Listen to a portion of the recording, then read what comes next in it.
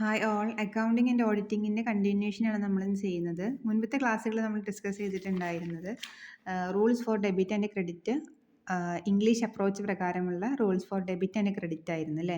അപ്പോൾ അതേപോലെ തന്നെ വരുന്നതാണ് മോഡേൺ ഓർ അമേരിക്കൻ അപ്രോച്ച് പ്രകാരമുള്ളത്. ഇതിൽ നമ്മൾ മുൻപത്തെ ക്ലാസ്സുകൾ നമ്മൾ നോക്കിയിട്ടുണ്ടായിരുന്നത് എങ്ങനെയായിരുന്നു? 3 അക്കൗണ്ടുകളായിരുന്നു അല്ലേ. പേഴ്സണൽ, റിയൽ, അതേപോലെ തന്നെ ഏതായിരുന്നു നോമിനൽ അക്കൗണ്ട്. അങ്ങനെ 3 തരത്തിലുള്ളതായിരുന്നു. ഇതിൽ നമ്മൾ എത്രയാണ് ടൈപ്സ് ഓഫ് അക്കൗണ്ട്സ് വരുന്നത്? Asset, liability, income, capital, expense, അങ്ങനെ 5 തരത്തിലാണ് വരുന്നത്.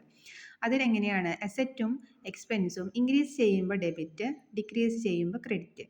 അങ്ങനെയാണ് ഈ ഒരു മെത്തേഡ് പ്രകാരം. ബാക്കിയുള്ള ലയബിലിറ്റീസ്, ഇൻകം, ക്യാപിറ്റൽ നമുക്ക് ഷോർട്ട് കട്ടായിട്ട് LIC എന്ന് ഓർമ്മിച്ച് വെക്കാം. ലയബിലിറ്റീസ്, ഇൻകം, ക്യാപിറ്റൽ ഇതെങ്ങനെയാണ് ഡിക്രീസ് ചെയ്യുമ്പോൾ ഡെബിറ്റും ഇൻക്രീസ് ചെയ്യുമ്പോൾ ക്രെഡിറ്റുമാണ്. അപ്പോൾ ഇത് നോട്ട് ചെയ്ത് വെക്കുക. ദെൻ അക്കൗണ്ടിങ് സൈക്കിൾ, ഇത് നമ്മൾ മുൻപത്തെ ക്ലാസ്സുകളിൽ പറഞ്ഞതാണ്, ഒന്നും കൂടെ നമുക്ക് പറയാം. അതായത് എങ്ങനെയാണ് ഇതിൻ്റെ ഒരു അക്കൗണ്ടിങ് പ്രോസസ്സ് എന്ന് പറയുന്നത്? നമ്മൾ ഒരു ബിസിനസ്സിൽ ഉണ്ടാകുന്ന ട്രാൻസാക്ഷനിലെ മോണിറ്ററി ട്രാൻസാക്ഷൻസ് മാത്രമാണ് നമ്മൾ റെക്കോർഡ് ചെയ്യുന്നത് അല്ലേ, അക്കൗണ്ടിങ്ങിൽ ഉൾപ്പെടുത്തുന്നത്. അപ്പോൾ റെക്കോർഡിംഗ് ആണ് നെക്സ്റ്റ് വരുന്നത്. ആദ്യം ഐഡൻറ്റിഫൈ ചെയ്യുക, ആ ഒരു മോണിറ്ററി ട്രാൻസാക്ഷൻസിനെ ഐഡൻറ്റിഫൈ ചെയ്യുക. അത് കഴിഞ്ഞിട്ട് നമ്മൾ ജേണലിൽ അത് റെക്കോർഡ് ചെയ്യും അല്ലേ.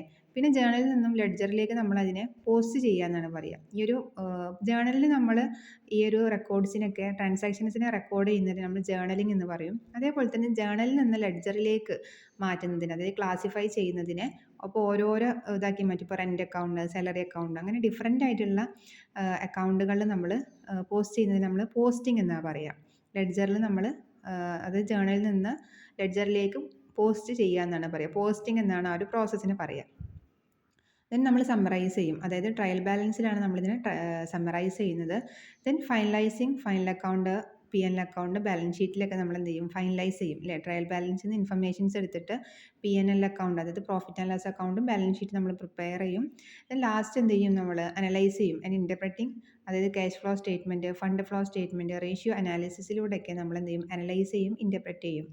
ദെൻ നമ്മൾ ലാസ്റ്റ് ചെയ്യുന്നത് എന്താണ്? കമ്മ്യൂണിക്കേറ്റിംഗ് ദ റിസൾട്ട്സ്, ആനുവൽ റിപ്പോർട്ടിലൂടെയും ഫിനാൻഷ്യൽ റിപ്പോർട്ടിലൂടെയും നമ്മുടെ ആ ഒരു കമ്പനിയുടെ യഥാർത്ഥ പൊസിഷൻ എന്താണ് എന്നുള്ളത് നമ്മുടെ സ്റ്റേക്ക് ഹോൾഡേഴ്സുമായിട്ട്, ഇപ്പോൾ കൺസ്യൂമർ ആയിരിക്കാം, ഷെയർ ഹോൾഡേഴ്സ് ആയിരിക്കാം, അതായത് കൺസ്യൂമർ അല്ല ഷെയർ ഹോൾഡേഴ്സ് ആയിരിക്കാം, അല്ലെങ്കിൽ ഗവൺമെൻറ് ആയിരിക്കാം, അങ്ങനെ ഡിഫറെൻറ്റ് തരത്തിലുള്ള സ്റ്റേക്ക് ഹോൾഡേഴ്സുമായിട്ട് നമ്മൾ എന്ത് ചെയ്യും?